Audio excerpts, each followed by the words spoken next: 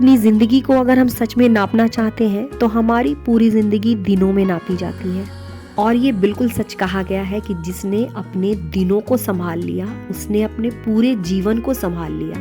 अब सवाल यह उठता है कि घर में रहने वाले लोगों को टाइम मैनेजमेंट की क्या जरूरत है, क्योंकि आज हम अपने अस्तित्व के प्रति जागरूक हैं। क्योंकि अपनी शारीरिक क्षमता के अनुसार ना तो हम घर को संभालने में किसी तरह की कमी छोड़ना चाहते हैं और ना ही खुद को संवारने में।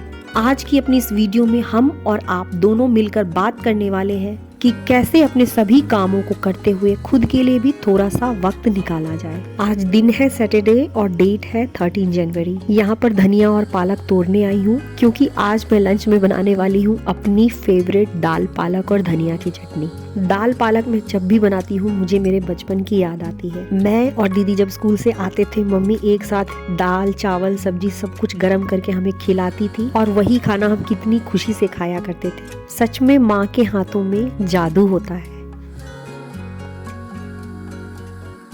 समय को मैनेज करने का सबसे पहला रूल यही होता है कि जिस काम को भी हमने शुरू किया है यदि वो 10 मिनट से कम में खत्म होने वाला है और हमारे पास में सफिशिएंट समय है तो उसे उसी वक्त खत्म करें। जैसे कि मेरा ही उदाहरण ले लीजिए, मैंने इस पालक और धनिया को तोड़ा, ब्रेकफास्ट में बना चुकी हूँ, लंच बनाने में भी काफी समय बचा हुआ है, मेरे पास टाइम है, मैं चाहूँ तो इसे छोड़ भी दूँ। बहुत अधिक गंदा नहीं है, इसकी सफाई करने में मुश्किल से मुझे 10 से 15 मिनट लगेंगे। चाहे वो कोई भी काम क्यों ना हो, जब कभी भी हम किसी काम को लगातार करते रहते हैं तो हम एक फ्लो स्टेट में होते हैं और वो जो काम है हमारा तुरंत कंप्लीट हो जाता है। माइंड को उसके लिए एक्स्ट्रा एफर्ट उठाने की जरूरत नहीं पड़ती है। एक छोटा सा एग्जाम्पल और शेयर करती हूँ। जब कभी भी हम खाना खाते हैं, चाहे वो लंच डिनर ब्रेकफास्ट कुछ भी क्यों ना हो, यदि खाने के बाद तुरंत हम अपने बर्तनों को धुल लेते हैं, ठीक उस वक्त उन बर्तनों को धोने में हमें बहुत अधिक एफर्ट लगाने की जरूरत नहीं पड़ती है। लेकिन उस वक्त यदि हमने उन्हें छोड़ दिया, थोड़ी देर बाद हमें उन बर्तनों का पहाड़ सा दिखने लगता है। मेरे साथ भी बिल्कुल ऐसा ही होता है, इसलिए मेरी अब ये पूरी कोशिश रहती है कि तुरंत का काम तुरंत करूं। मैंने पालक और धनिया को बिल्कुल अच्छी तरीके से क्लीन कर लिया है। ये मेरे क्वार्टर के पीछे का एरिया है, यहाँ पर मैंने नल लगवा लिया है। इसी जगह पर मैं सब्जी वगैरह को काट करके धुल लेती हूँ।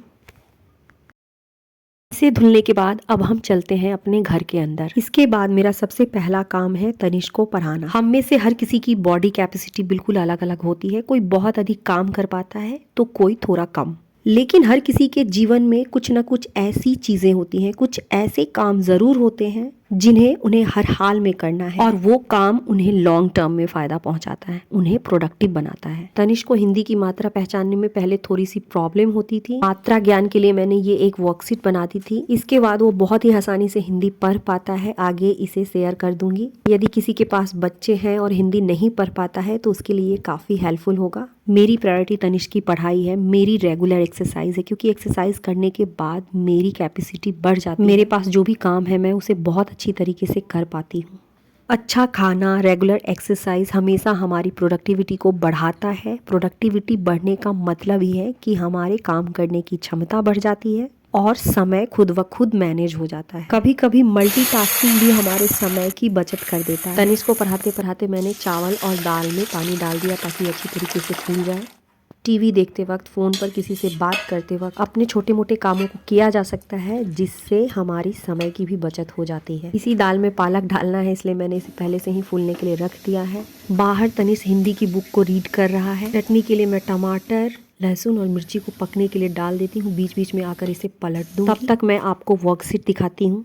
इस वर्कशीट को बनाने के लिए सबसे पहले मैंने हिंदी की सभी मात्राओं को, हम सभी को पता है कि हिंदी में 11 मात्राएं होती है और आ ई ई उ जितनी भी मात्राएं होती हैं मैंने सभी को लिख दी है। अब जैसे ये ई है तो इसके भीतर मैंने ई की मात्रा लिख दी है, ये ऊ है तो इसके भीतर मैंने ऊ की मात्रा लिख दी है। एग्जाम्पल के साथ बताती हूँ, जैसे कि यहाँ लिखा हुआ है चलो। मेरे बेटे को लो पढ़ने में काफ़ी प्रॉब्लम होती थी, यानी कि उसे ओ की मात्रा में प्रॉब्लम थी।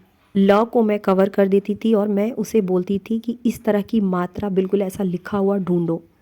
मात्रा ज्ञान में थोड़ा कंफ्यूज था, लेकिन ऊपर ओ लिखा देख करके उसे अच्छी तरीके से पता चल जाता था कि ये ओ है, मतलब कि इसे हम लो पढ़ेंगे। मेरे लिए ये वर्कशीट सच में बहुत हेल्पफुल रहा। 1 महीने के अंदर उसकी हिंदी अच्छी हो गई है, इसीलिए मैंने सोचा कि आप लोगों के साथ भी इसे शेयर कर दूं। हम में से सभी की बॉडी कैपेसिटी अलग होती है, हर किसी की काम करने की क्षमता अलग होती है, उनकी प्रोडक्टिव आवर्स अलग अलग होती है। जैसे कि मुझे पता है कि सुबह 9 बजे से लेकर के दोपहर 2 बजे यानी लंच करने के पहले तक मेरी बॉडी की काम करने की कैपेसिटी बहुत अधिक होती है। उस बीच मुझसे चाहे जो काम करा लो। अपनी बॉडी क्लॉक को पहचानना कि किस वक्त हम सबसे अधिक प्रोडक्टिव रहते हैं, उसी वक्त अपने सबसे इम्पोर्टेंट काम को खत्म करना टाइम मैनेजमेंट का एक बहुत अच्छा तरीका होता है। किसी की बॉडी सुबह उठने के साथ ही एक्टिव हो जाती है, किसी की नहीं हो पाती है, कोई लंच के बाद एक्टिव रह पाता है। आप अपने अकॉर्डिंग अपनी बॉडी क्लॉक को पहचानिए।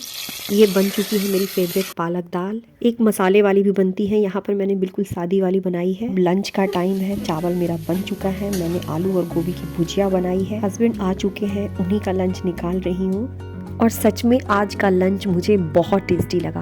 घी, धनिया की चटनी और ये मिर्ची का अचार।